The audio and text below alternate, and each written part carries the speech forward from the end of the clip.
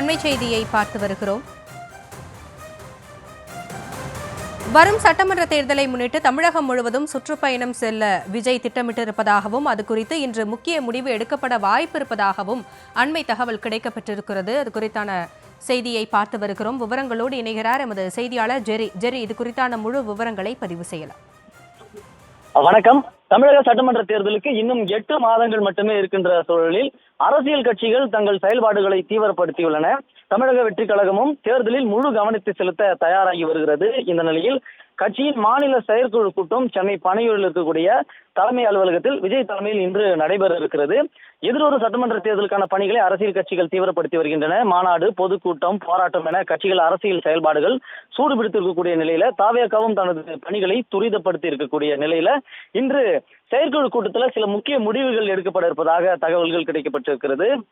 அதாவது எதிர்வரும் சட்டமன்ற தேர்தலை முன்னிட்டு விஜய் தமிழகம் முழுவதும் சுற்றுப்பயணம் மேற்கொள்ள இருக்கிறார் என்று கூறப்பட்ட நிலையில இந்த சுற்றுப்பயணத்தின் குறித்தினுடைய திட்டமிடல் அது குறித்த ஆலோசனைகள் இன்று நடைபெற இருப்பதாகவும் கூறப்படுகிறது. எந்தெந்த இடங்களுக்கு விஜய் செல்கிறார், எந்தெந்த இடங்கள்ல என்னென்ன மாதிரியான நிகழ்ச்சிகள் அங்கே ஏற்பாடு செய்ய வேண்டும் என்று தொகுதி நிர்வாகிகள் மற்றும் மாவட்ட செயலாளர்களுக்கு சில அறிவுறுத்தலை இன்று வழங்க இருக்கிறார்கள். அதாவது ஆகஸ்ட் மாதம் 3வது வாரத்தில் இந்த சுற்றுப்பயணம் தொடங்க இருப்பதாகவும் கூறப்படுகிறது. அதாவது டெல்டா மாவட்டத்தில் தன்னுடைய முதல் சுற்றுப்பயணத்தை விஜய் துவங்க இருப்பதாக தகவல்கள் கூறப்படுகிறது.